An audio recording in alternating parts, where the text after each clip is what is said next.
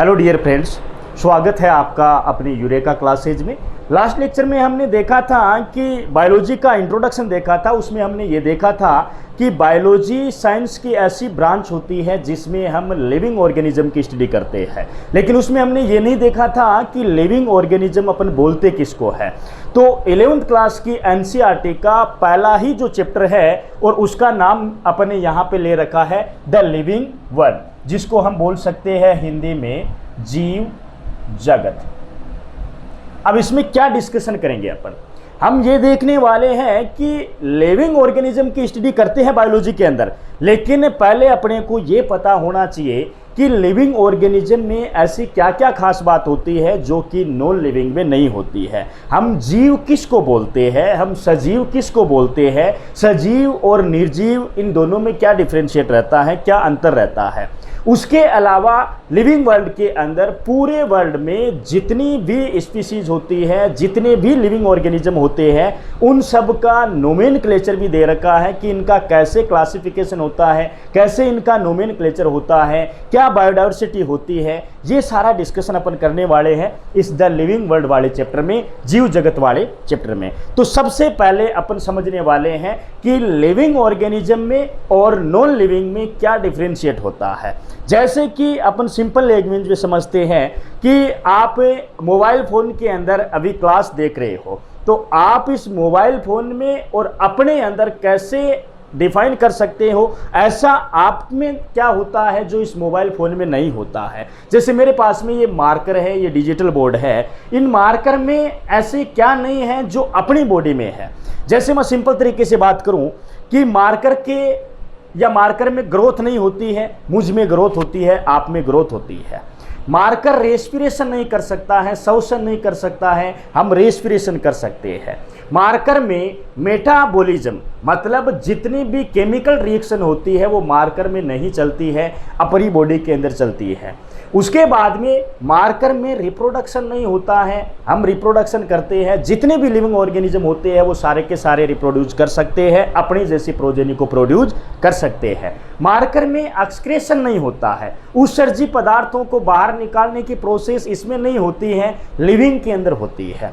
ये सारा डिस्कशन अपन इस चैप्टर में डिटेल से करने वाले हैं। नॉर्मली अपन ये देखते हैं लिविंग को समझने के लिए करेक्टरिस्टिक्स ऑफ लिविंग थिंग्स, एक लिविंग थिंग्स के क्या क्या करेक्टरिस्टिक्स होते हैं। तो डायग्राम में आपको दिख रहा है एक पक्षी दिख रहा है जिसमें क्या हो रहा है, मूवमेंट हो रहा है।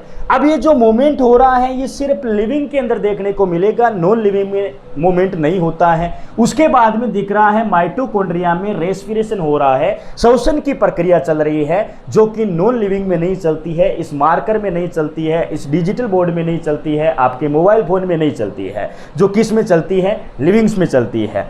जितने भी लिविंग्स होते हैं, जितने भी लिविंग ऑर्गेनिज्म है उनमें क्या होती है, वृद्धि होती है, ग्रोथ होती है, जो नॉन लिविंग में नहीं होती है।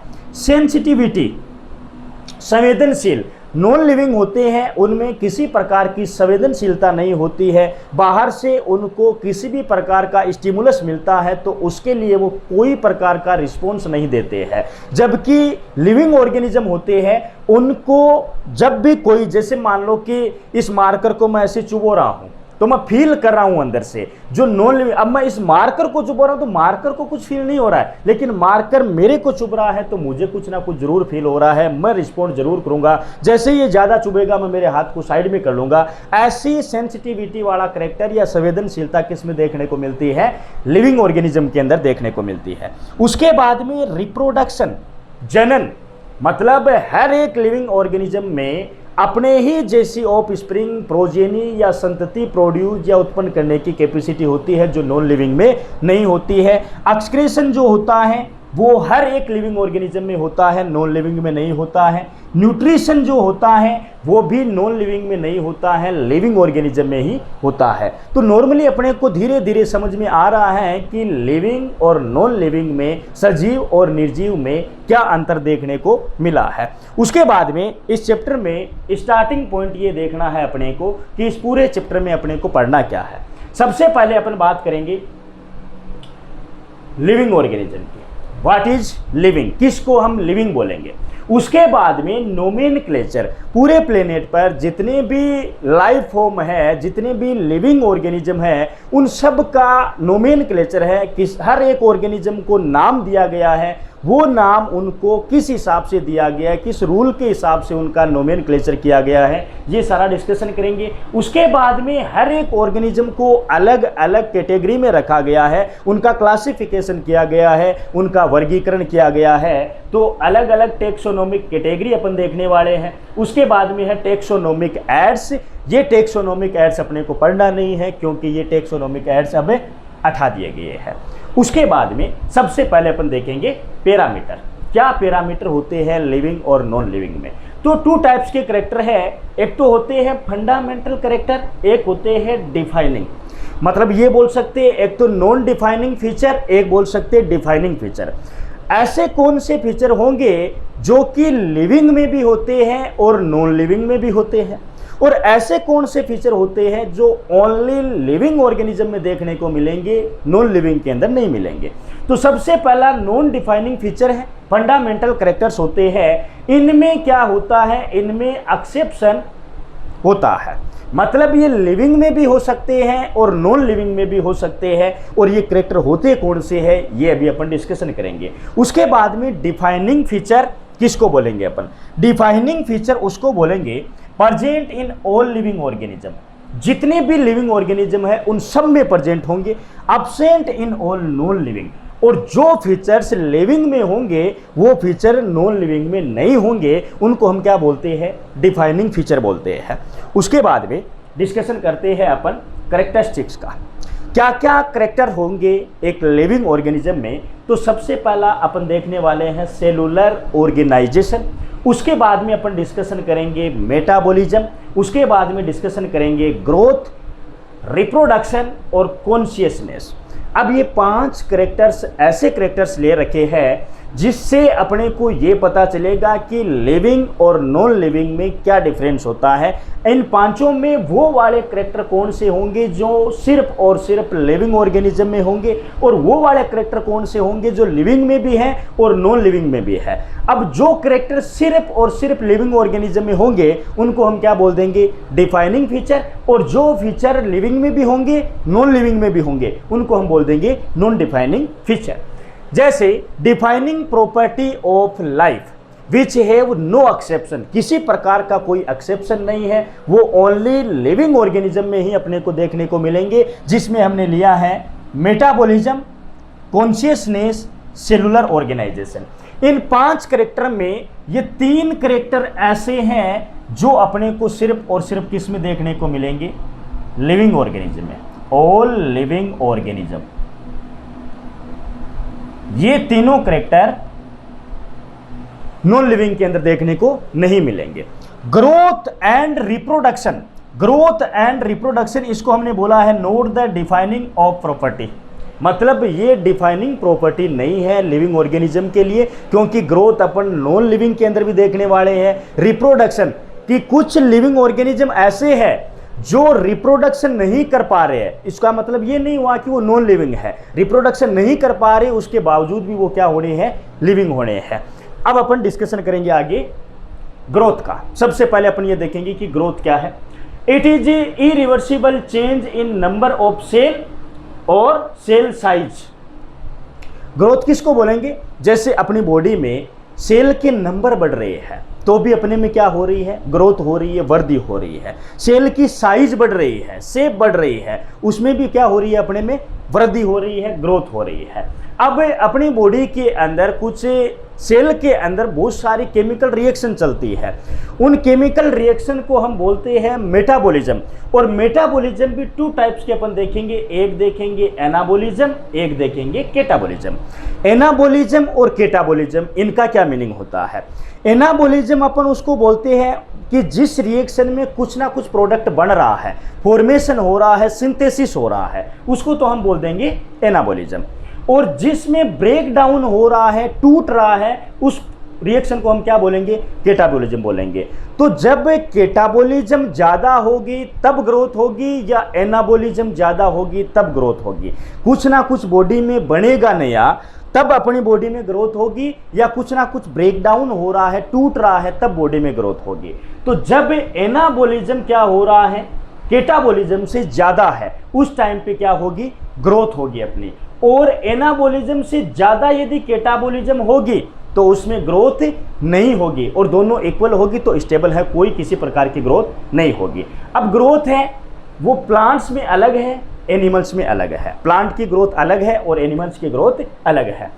Plants growth, in plant this growth by cell division occurs continuously throughout their life span, जिसको हम बोलते हैं unlimited growth, indefinite growth, meristematic tissue के अंदर होने वाली ग्रोथ। जैसे प्लांट्स आपने देखा है, एक प्लांट है उसकी जो ग्रोथ चलती है वो जितने साल तक जिंदा रहता है तब तक उसमें ग्रोथ होती रहती है, और ऐसी ग्रोथ को हम क्या बोल सकते हैं, अनलिमिटेड ग्रोथ है। प्लांट्स की ग्रोथ लिमिटेड नहीं है, जब तक वो जिंदा रहेगा, जब तक वो सर्वाइव कर रहा है तब तक उसमें ग्रोथ चलती जाएगी। लेकिन एनिमल्स की जो ग्रोथ है, in animals this growth is seen only up to a certain age, मतलब कुछ टाइम तक ही एनिमल्स की ग्रोथ होती है। जैसे अपनी बात करें तो अपन ने मान लीजिए कि 100 साल तक जिंदा है, तो ये नहीं है कि 100 साल तक धीरे धीरे ग्रोथ करते जा रहे हैं, ऐसा सीन नहीं होता है। एक सर्टेन एज ऐसी आती है जिसमें अपनी ग्रोथ रुक जाती है।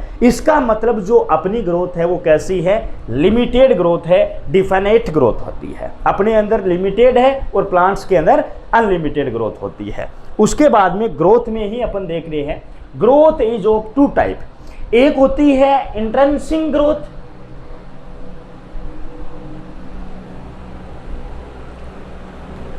इंट्रिंसिक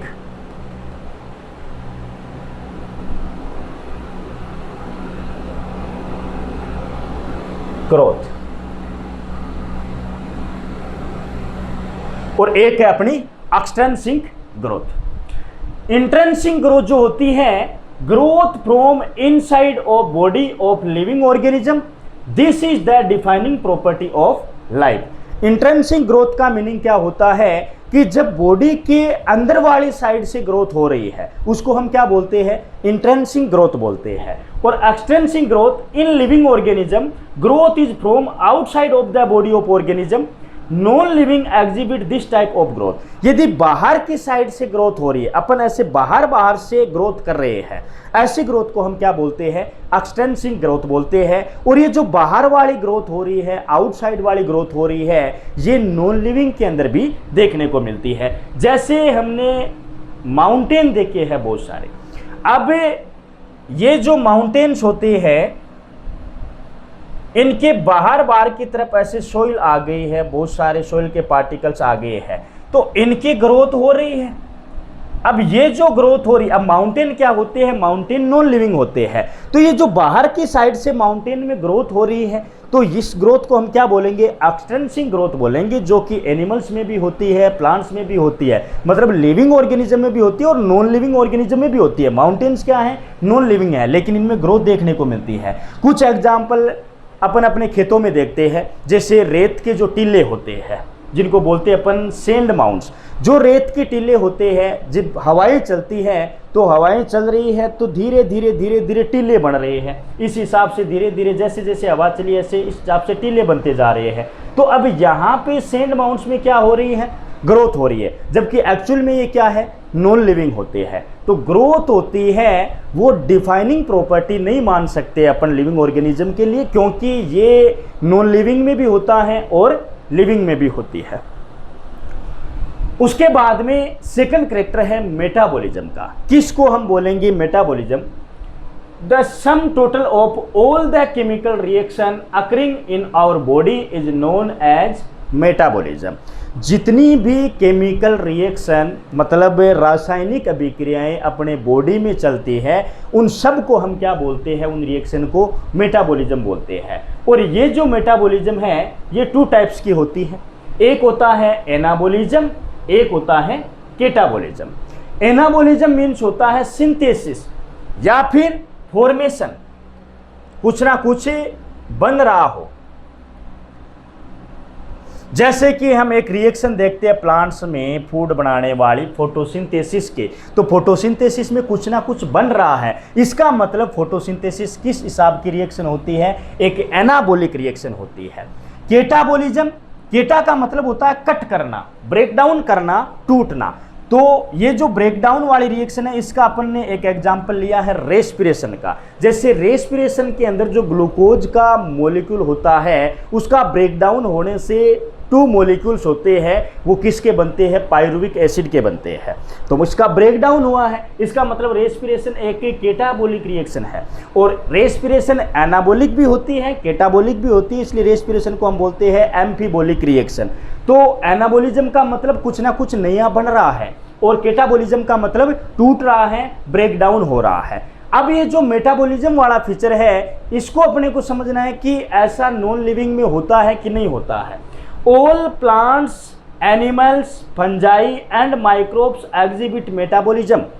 जितने भी लिविंग ऑर्गेनिज्म है, भले वो एनिमल्स हो, भले वो प्लांट्स हो, भले वो माइक्रो ऑर्गेनिज्म हो, भले वो फंजाई हो, सब में क्या चलती है, मेटाबॉलिक रिएक्शन चलती है। No non living object exhibit metabolism. ये जितनी भी केमिकल रिएक्शन होती है ये नॉन लिविंग के अंदर नहीं चलती है, इसका मतलब मेटाबॉलिज्म है, ये लिविंग ऑर्गेनिज्म के लिए एक डिफाइनिंग प्रॉपर्टी होती है। उसके बाद में अगली प्रॉपर्टी अपन देखेंगे रिप्रोडक्शन का। रिप्रोडक्शन का मतलब क्या होता है, प्रोड्यूस ऑफ स्प्रिंग या प्रोजेनी। मतलब हर एक लिविंग ऑर्गेनिज्म में रिप्रोडक्शन करने की टेंडेंसी होती है। हर एक ऑर्गेनिज्म ये चाहता है कि हमारे जैसे ही और ऑर्गेनिज्म हो, हमारे जैसे ही और बच्चे आए यहाँ पे, उसको हम क्या बोल सकते हैं, रिप्रोडक्शन बोल सकते हैं। रिप्रोडक्शन है वो नॉर्मली अपन देखने को मिलता है अपने को 2 टाइप का, एसेक्सुअल रिप्रोडक्शन और सेक्सुअल रिप्रोडक्शन। एसेक्सुअल रिप्रोडक्शन और सेक्सुअल रिप्रोडक्शन, इन दोनों में क्या डिफरेंस होता है। जैसे एसेक्सुअल रिप्रोडक्शन होता है वो यूनिपेरेंटल होता है, मतलब एक ही पेरेंट पार्टिसिपेट करता है इसमें। उसके बाद में एसेक्सुअल रिप्रोडक्शन में गेमिट नहीं बनते हैं, जबकि सेक्सुअल रिप्रोडक्शन में गेमिट का प्रोडक्शन होता है और बाई पेरेंटल भी हो सकता है, यूनिपेरेंटल भी हो सकता है। एसेक्सुअल रिप्रोडक्शन में वेरिएशन देखने को नहीं मिलती है, विभिन्नताएं देखने को नहीं मिलती है, जबकि सेक्सुअल रिप्रोडक्शन के अंदर वेरिएशन देखने को मिलती है। एसेक्सुअल रिप्रोडक्शन एक तो इजी होता है और सिंपल टाइप का होता है, जबकि सेक्सुअल रिप्रोडक्शन कॉम्प्लेक्स टाइप का होता है, इलोबोरेट टाइप का होता है। एसेक्सुअल रिप्रोडक्शन की अपन बात करें तो रिप्रोडक्शन इन विच फर्टिलाइजेशन और gamete fusion and meiosis is not involve is called as asexual reproduction. मतलब इनमें किसी प्रकार का कोई मियोसिस डिवीजन नहीं होता है, किसी प्रकार का कोई गेमिट फ्यूजन नहीं होता है, उसको हम बोलते हैं एसेक्सुअल रिप्रोडक्शन। कुछ ऐसे ऑर्गेनिज्म के एग्जाम्पल अपन समझने वाले हैं कि इनमें किस टाइप का एसेक्सुअल रिप्रोडक्शन होता है। तो बात करते हैं अपन एसेक्सुअल रिप्रोडक्शन में एक प्रोसेस चलती है स्पोर फॉर्मेशन की। अब ये जो स्पोर फॉर्मेशन होता है ये किस में होता है, एल्गी के अंदर और फंजाई में देखने को मिलता है। एल्गी में जू स्पोर और फंजाई में कोनिडिया के द्वारा होता है, जिसका आगे अपन प्लांट किंगडम में डिटेल से डिस्कशन करने वाले हैं। बाइनरी फिजन ये किस में देखने को मिलेगा, अमीबा में, पैरामीशियम में और युगलेना में। फ्रेगमेंटेशन किस में देखने को मिलेगा, फिलामेंटस एल्गी, जिसका एग्जाम्पल होता है स्पाइरोगायरा। उसके बाद में रीजेनरेशन ये किस में देखने को मिलेगा, प्लेनेरिया में, जिसको हम क्या बोल सकते हैं, फ्लेटवर्म बोल सकते हैं। अब living organism can not be reproduce. कुछ ऐसे लिविंग ऑर्गेनिज्म भी होते हैं जो रिप्रोडक्शन नहीं कर पाते हैं। भाई हमने देख लिया कि नॉन लिविंग है वो तो रिप्रोडक्शन बिल्कुल नहीं कर सकते हैं, लेकिन जो लिविंग ऑर्गेनिज्म है वो भी कुछ ऐसे हैं जो रिप्रोडक्शन नहीं कर सकते हैं, जिसमें एग्जाम्पल हमने लिया है इनफर्टाइल ह्यूमन। अपनी ही बात करें तो जैसे कोई ह्यूमन मेल ऐसा है जिसमें गेमिट का प्रोडक्शन ही नहीं हो रहा है, कभी उसमें स्पर्म बन ही नहीं रहा है, स्पर्मेटोजेनेसिस की प्रोसेस चल ही नहीं रही है, तो वो मेल रिप्रोडक्शन नहीं कर सकता है, वो संतति पैदा नहीं कर सकता है। इसका मतलब उसने रिप्रोडक्शन नहीं किया तो क्या वो लिविंग नहीं है? क्या हम लिविंग नहीं हो सकते हैं यदि रिप्रोडक्शन ना करें तो? दूसरा, म्यूल, आपने नाम सुना होगा खच्चर का, जो डंकी का और मेयर, मतलब गधे और घोड़ी, डंकी और मेयर दोनों अलग अलग स्पीसीज के मेंबर है। जब इनके बीच में क्रॉस करवाते हैं तो प्रोजेनी के रूप में क्या मिलता है? म्यूल मिलती है, जिसको हम बोलते हैं खच्चर। अब ये जो खच्चर होती है ये आगे संतति पैदा नहीं कर सकती है, ये रिप्रोडक्शन नहीं कर सकती है। तो रिप्रोडक्शन नहीं कर सकती है तो क्या खच्चर को या म्यूल को हम लिविंग नहीं मानेंगे? सिर्फ एक रिप्रोडक्शन ही नहीं कर रहा है, बाकी जितने करेक्टर देखे हैं कि खच्चर में ग्रोथ तो हो रही है, उसमें मेटाबॉलिक रिएक्शन भी चल रही है, एक सिर्फ रिप्रोडक्शन नहीं चल रहा, बाकी सारी प्रोसेस चलती है, रेस्पिरेशन भी चलता है, एक्सक्रेशन भी चलता है, जो नॉन लिविंग में नहीं चलता है। उसके अलावा ऐसा लिविंग ऑर्गेनिज्म जो रिप्रोडक्शन नहीं कर सकता है वो होता है वर्कर बी। ये कभी भी रिप्रोडक्शन नहीं करता है, उसके बावजूद भी इसको क्या मान रहे हैं अपन? लिविंग ऑर्गेनिज्म मान रहे हैं, क्योंकि इसमें बाकी के फीचर देखने को मिलते हैं रिप्रोडक्शन को छोड़ करके। उसके बाद में अगला जो फीचर है वो है कॉन्शियसनेस। अब ये जो कॉन्शियसनेस है इसको हम बोल सकते हैं चेतना। चेतना ये क्या होती है? Respond to stimuli any external change. Change can be physical, chemical and biological. बाहर से कोई भी अपने को स्टिमुलस मिलता है तो उसके लिए रिस्पोंड करना, और ये जो काम करता है ये कौन करते हैं? ये लिविंग ऑर्गेनिज्म ही कर सकते हैं, नॉन लिविंग नहीं कर सकते हैं। जैसे मान लो हमने लिया है फिजिकल चेंज, किसी प्रकार की कोई रेडिएशन आ रही है, उस रेडिएशन से अपन कुछ ना कुछ रिस्पॉन्ड जरूर करने वाले हैं। ये बायोलॉजिकल भी हो सकते हैं, जैसे मान लीजिए कि अपनी बॉडी के ऊपर किसी ने केमिकल डाल दिया है। अब केमिकल डालने के बाद में ऐसा थोड़ी है कि अपने को पता ही नहीं चल रहा और कोई लोग केमिकल डाले जा रहे हैं, ऐसा सीन नहीं है। मार्कर जैसे ही मेरे हाथ से गिरने वाला है मैं मेरे पैर को साइड में करने वाला हूं, ऐसा नॉन लिविंग के अंदर जैसे मार्कर नीचे पड़ा है मैं इसके ऊपर गिरने वाला हूं तो मार्कर को नहीं पता है, इसको ये सेंसिटिविटी या संवेदनशीलता का गुण नहीं है, ये कुछ फील नहीं कर सकता है। जबकि लिविंग ऑर्गेनिज्म होते हैं वो सब कुछ फील कर सकते हैं। All living organism show consciousness. जितने भी लिविंग ऑर्गेनिज्म होते हैं वो सारे के सारे कॉन्शियसनेस शो करते हैं, रिप्रेजेंट करते हैं। अब एक टर्म आई है सेल्फ कॉन्शियसनेस। सेल्फ कॉन्शियसनेस का मतलब क्या है? Human being is only organism who is aware of himself consciousness. मतलब जितने भी लिविंग ऑर्गेनिज्म हैं जिसमें ह्यूमन ही एकमात्र ऐसा लिविंग ऑर्गेनिज्म है जो क्या कर सकता है? फील कर सकता है, सोच सकता है। बाकी लिविंग ऑर्गेनिज्म है वो ह्यूमन की तरह सोच नहीं सकते हैं। जैसे मान लो कि अपने को कोई इशारा कर रहा है, इस इशारे को सिर्फ ह्यूमन समझ सकता है। कोई गाली दे रहा है अपने को, उस गाली का अफेक्ट अपने को पड़ने वाला है, बाकी किसी लिविंग ऑर्गेनिज्म को आप कुछ भी बोल दो उनको कोई फर्क नहीं पड़ने वाला है। तो जो सोचने की कैपेसिटी है, जो एक्सप्रेशन से अपन किसी को समझा सकते हैं और समझ सकते हैं, अपने ही मन में अपन कुछ ना कुछ फील कर सकते हैं, ऐसा सिर्फ और सिर्फ कौन से लिविंग ऑर्गेनिज्म में होता है? हम में ही होता है, ह्यूमन बींग्स के अंदर होता है, बाकी किसी लिविंग ऑर्गेनिज्म में देखने को नहीं मिलता है। तो सेल्फ कॉन्शियसनेस किसमें देखने को मिलती है? ह्यूमन बीइंग के अंदर। उसके बाद में लास्ट प्रॉपर्टी है सेलुलर ऑर्गेनाइजेशन। जितने भी लिविंग ऑर्गेनिज्म होते हैं सारे के सारे सेल से मिलकर ही बने होते हैं। ऐसा कोई लिविंग ऑर्गेनिज्म नहीं है जिसके पास में सेल नहीं हो, और ऐसा कोई नॉन लिविंग नहीं है जिसके पास में सेल हो। तो cell is the basic unit of life. Life की जो स्मॉलेस्ट यूनिट होती है वो क्या होती है? सेल होती है। All organism are composed of cell. जितने भी लिविंग ऑर्गेनिज्म होते हैं वो सारे के सारे किसके बने होते हैं? सेल के बने होते हैं। और ये जो सेलुलर ऑर्गेनाइजेशन होता है ये किसी भी नॉन लिविंग में देखने को नहीं मिलता है। तो हमने लिविंग ऑर्गेनिज्म और नॉन लिविंग के अंदर डिफ्रेंशिएट कर लिया है अच्छे तरीके से। अब इसी चैप्टर में एक टॉपिक रहता है अपना, और यहाँ से ही ये चैप्टर स्टार्ट होता है जिसको हम बोल रहे हैं बायोडाइवर्सिटी।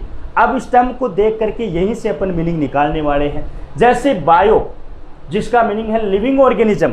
और लिविंग ऑर्गेनिज्म क्या होता है ये हमने पहले से देख लिया है। अब अपनी एनसीईआरटी में लिविंग ऑर्गेनिज्म क्या होते हैं, उनमें कौन कौन से कैरेक्टर्स होते हैं ये नहीं दे रखा है, डायरेक्ट ये टॉपिक दे रखा है बायोडाइवर्सिटी। तो बायो का मीनिंग ही लिविंग ऑर्गेनिज्म होता है। तो जब तक हम लिविंग ऑर्गेनिज्म की जानकारी नहीं लेंगे तो ये फिर टॉपिक अपने को समझ में नहीं आएगा। तो अभी इसका मीनिंग आराम से समझ में आएगा अपने को। जैसे लिविंग ऑर्गेनिज्म, बायो का मीनिंग।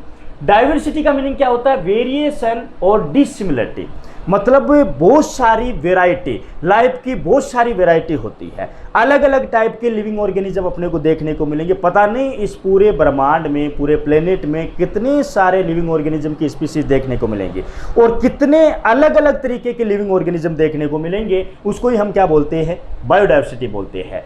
अब अज्यूम करना है अपने को 13 to 14 million species on earth, पूरी पृथ्वी के ऊपर 13 से 14 मिलियन स्पीसीज पाई जा रही है। 13 से 14 मिलियन स्पीसीज पूरी पृथ्वी के ऊपर है।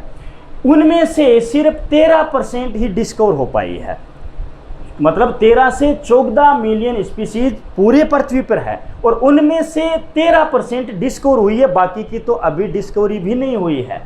1.7 to 1.8 मिलियन स्पीसीज डिस्कवर्ड। यदि परसेंट की बात करें तो 1.7 to 1.8 मिलियन स्पीसीज क्या हो चुकी है, डिस्कवर हो चुकी है। इनमें से, इस डाटा में से 1.2 स्पीसीज किसकी देखने को मिलेगी, एनिमल्स की देखने को मिलेगी। 0.6 to 0.7 मिलियन स्पीसीज किसकी देखने को मिलेगी, प्लांट स्पीसीज देखने को मिलेगी। तो इस पूरे प्लेनेट की बात करें, पृथ्वी की बात करें, तो अपन ये देख सकते हैं कि पूरी पृथ्वी पे सबसे ज़्यादा पादपों की जातियां हैं या जंतुओं की जातियां हैं। तो ये डाटा हमें बता रहा है कि पादपों से ज़्यादा इस पृथ्वी पे कौन है, जंतु है, एनिमल्स ज़्यादा होते हैं। उसके बाद में एनिमल्स सबसे ज़्यादा होते हैं, तो एनिमल्स में भी सबसे ज़्यादा बायोडाइवर्सिटी या सबसे ज़्यादा वेरिएशन किसकी देखने को मिलती है, उस ऑर्गेनिज्म को हम क्या बोलते हैं, इंसेक्ट, मतलब कीट, कीड़े मकोड़े इस धरती पे सबसे ज़्यादा है। सबसे ज़्यादा बायोडाइवर्सिटी किसकी होती है, इंसेक्ट की होती है। और ये बात की है अपन ने एनिमल्स की। यदि प्लांट बायोडाइवर्सिटी की बात करें कि पादपों में ऐसे कौन से पादपों की कैटेगरी है जिसकी बायोडाइवर्सिटी, जिनकी वैरायटी, जिनकी वेरिएशन सबसे ज़्यादा देखने को मिलती है, तो वो मिलती है किसकी, एंजियोस्पर्म प्लांट्स की। एनिमल्स के अंदर इंसेक्ट की बायोडाइवर्सिटी ज़्यादा है और प्लांट्स में एंजियोस्पर्म की बायोडाइवर्सिटी ज़्यादा है। अब अपन आगे के लेक्चर में टेक्सोनोमी, इस चैप्टर का ही एक टॉपिक है और इसको टॉपिक नहीं बोल सकते हैं, ये एक बायो की ब्रॉड ब्रांच चलती है, टेक्सोनोमी। उस टेक्सोनोमी के अंदर अपन ये देखने वाले हैं कि कैसे लिविंग ऑर्गेनिज्म का नोमेनक्लेचर किया जाता है, कैसे आइडेंटिफिकेशन किया जाता है, कैसे उनका क्लासिफिकेशन किया जाता है। ये सारा डिस्कशन अपन करने वाले हैं नेक्स्ट क्लास में। आज की क्लास में सिर्फ हमने ये जाना है कि लिविंग और नॉन लिविंग, इनमें क्या डिफरेंट होता है, ये अपन ने देखा है।